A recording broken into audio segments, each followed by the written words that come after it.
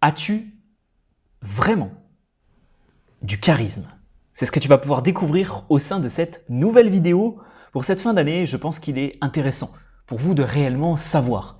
Après toutes ces années à faire des vidéos YouTube sur la com, sur l'aisance sociale, sur la voix, sur l'intelligence émotionnelle et sur le fondement quand même de mon site internet qui s'appelle Charisme Développement et ma société, il est important de savoir. Et aujourd'hui, comme l'a dit Jules César, Alea jacta est, les dés en sont jetés. Tu vas pouvoir enfin découvrir, sans travailler plus, quel est vraiment ton niveau de charisme avec un barème entre 0 et 60 points. Tu as une vingtaine de questions. Chaque question t'offrira soit 1, soit 2, soit 3 points. Pas de réponse à points négatifs comme quand on était au collège et qu'on avait peur de se tromper sur la réponse et que du coup, je le sais, vous ne répondiez pas aux questions, moi non plus d'ailleurs. Et aujourd'hui, vous aurez le barème dans le premier commentaire de cette vidéo. J'épinglerai toutes les bonnes réponses. Donc je vous invite forcément, c'est pour vous que je fais ce questionnaire, à être fair-play, à pas aller voir les réponses et à prendre un papier et un stylo. Et on est parti ensemble pour ces 20 questions. Pas de publicité dans cette vidéo, vous en avez déjà eu tout au long de l'année. J'enchaîne les questions, j'enchaîne les réponses. Vous notez si vous prenez la réponse A, B ou C. Et ensuite, on fait un point sur les résultats. Première question, vous êtes en retard à un rendez-vous. Très important. Première chose, réponse A, vous envoyez un message pour prévenir. Réponse 2, réponse B, vous arrivez en vous excusant et en proposant de compenser d'une certaine manière. Réponse C, vous ignorez votre retard et vous arrivez à la réunion et vous vous concentrez sur la réunion. Deuxième question. Discussion important de groupe et désaccord d'opinion. La première chose, vous exprimez clairement votre désaccord. La deuxième chose, vous évitez de contredire ouvertement les autres. La troisième chose, vous défendez votre point de vue avec passion. Troisième question. Vous remarquez quelqu'un d'isolé à une soirée. Vous êtes invité à une petite soirée avec une dizaine, une cinquantaine de personnes, peu importe. Vous remarquez que quelqu'un est assez isolé, vous l'observez de loin et vous le regardez. Réponse B, vous abordez cette personne pour aller discuter avec elle. Réponse C, vous l'intégrez dans un groupe plus large. Quatrième question. Vous donnez un feedback négatif à un collègue. Comment vous vous y prenez? Réponse A, vous le faites en privé sur un accent positif. Réponse B, vous évitez de le faire directement. Vous passez par une tierce personne, vous le faites par écrit, vous le faites pour qu'il puisse comprendre dans l'absolu, mais vous évitez de lui dire en direct. Réponse C, vous faites un feedback direct, tranchant et constructif. Cinquième question, un conflit éclate, mais vous n'êtes pas dedans. C'est entre deux de vos amis. Réponse A, vous restez neutre et vous écoutez. Réponse B, vous prenez parti pour l'un ou pour l'autre en fonction de vos affinités et en fonction des arguments. Réponse C, vous proposez un compromis. Sixième question, la présentation d'une idée lors d'une réunion, d'une vidéo ou peu importe. Vous gardez votre idée pour vous en réunion et vous ne la donnez pas. Vous la partagez, mais avec hésitation. Réponse C, vous l'exprimez clairement et avec confiance. Question pas très difficile, je vous l'accorde. Septième question, la réaction à un compliment sur votre travail. Vous avez bien bossé, quelqu'un vous fait un compliment dessus. Réponse A, vous minimisez le compliment. Réponse B, vous acceptez le compliment poliment. Merci, c'est sympa de ta part. Réponse C, vous expliquez comment vous avez réalisé le travail et vous acceptez le compliment. Huitième, on va juste prendre un petit coup d'eau. Huitième question, la gestion d'une erreur que vous avez commise. Réponse A, vous l'admettez ouvertement et vous cherchez à réparer, vous cherchez une solution. Réponse B, vous essayez de minimiser l'erreur, minimiser les faits. Réponse C, vous demandez de l'aide pour la corriger. 9e question. La réaction face à une critique injuste.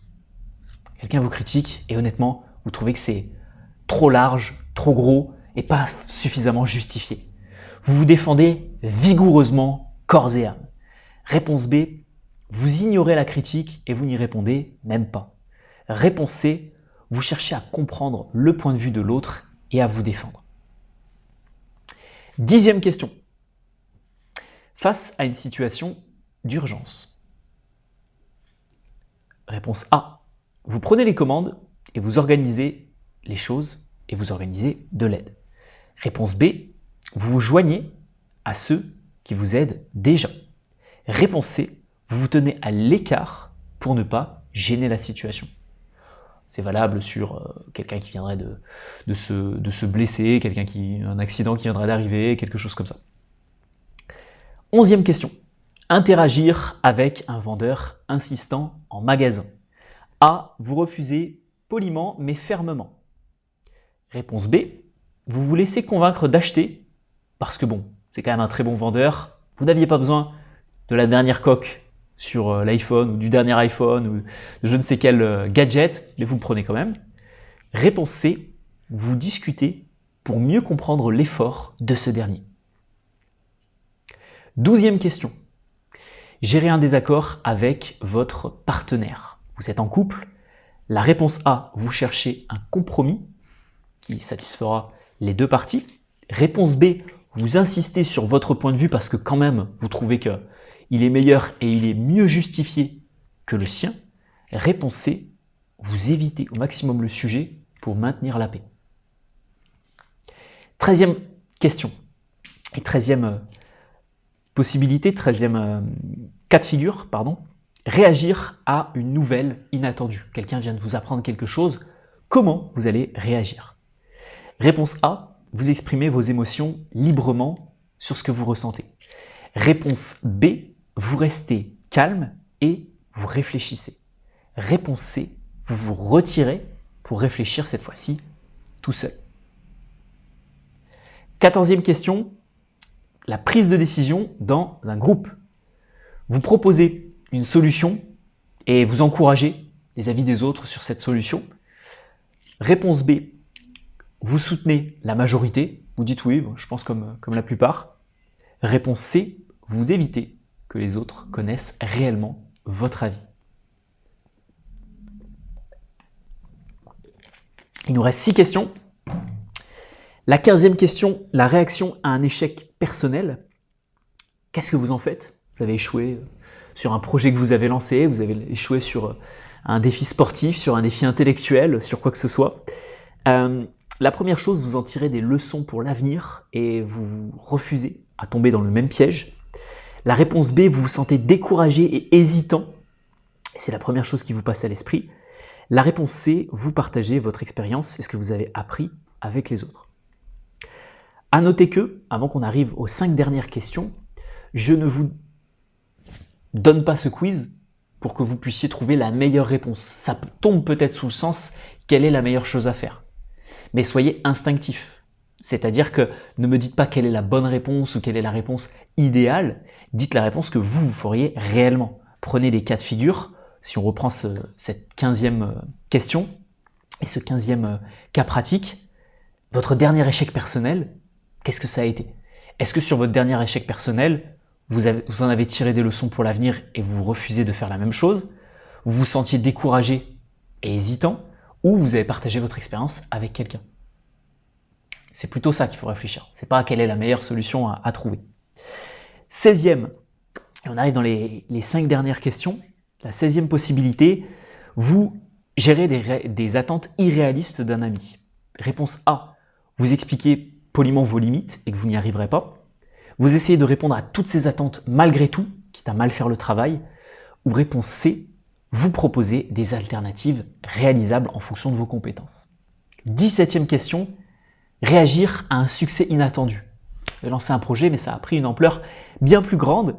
Vous le partagez avec tous ceux qui vous ont soutenu et vous partagez justement cette évolution.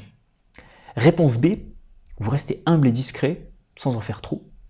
Réponse C, vous ne le mentionnez surtout pas, craignant l'envie justement des autres.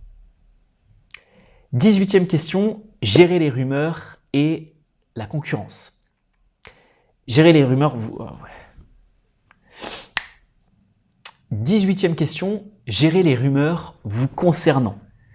Réponse A, vous confrontez ces rumeurs ouvertement avec les personnes qui les répandent ou qui les propagent. Réponse B, vous ignorez ces rumeurs et vous vous concentrez sur vous et votre travail. Réponse C, vous demandez conseil à un ami proche. 19e question. Les deux dernières. Vous participez à un projet de groupe compliqué. Réponse A, vous prenez l'initiative de guider le groupe. Réponse B, vous contribuez mais sans vous prendre trop la tête pour ce projet. Il y a déjà des personnes qui sont plus à même d'avoir des facilités sur ce projet en question. Réponse C, vous faites et vous demandez votre part du travail, vous la faites en entier, sans plus. Et 20e et dernière question, pour évaluer votre niveau de charisme en société dans des situations diverses et variées, vous faites face à une critique constructive. 1. Vous l'acceptez et vous demandez des conseils pour vous améliorer. 2. Vous vous sentez blessé, mais vous essayez quand même de la comprendre, cette critique. 3. Vous rejetez littéralement la critique parce qu'elle est infondée et injuste selon vous. Vous aurez donc le barème. Dans le premier commentaire de cette vidéo, je vous invite bien sûr dans les commentaires à mettre votre niveau, vos points en charisme. Je précise également quelque chose qu'il n'y aura pas dans le barème parce que vous verrez aussi l'interprétation des scores. Si vous avez longuement hésité sur plusieurs questions, enlevez-vous des points. Si vous avez longuement hésité sur une ou deux questions, c'est pas très grave. Si vous avez longuement hésité sur 5 ou 6 questions, ça veut dire que vous ne vous connaissez pas forcément. Vous avez un niveau d'hésitation, un niveau de prise de décision qui est difficile. Donc vous vous enlevez au moins 3-4 points à ce niveau-là. Si vous avez moins de 20 points au total, c'est un défi important pour vous d'améliorer et d'accroître ce charisme.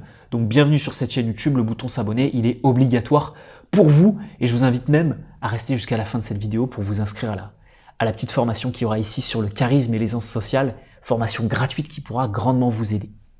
Si vous êtes entre 20 et 35 points, vous avez un charisme modéré, un charisme avec un certain potentiel, mais qui peut grandement être amélioré. On ne vous considère pas vraiment encore comme quelqu'un de charismatique, mais vous êtes sur la bonne voie. Si c'est un charisme naturel et que vous n'avez jamais travaillé dessus, croyez-moi, en travaillant dessus pendant 2, 3, peut-être 4, 5 mois, avec vraiment quelqu'un qui vous accompagne, vous pouvez atteindre un très haut niveau.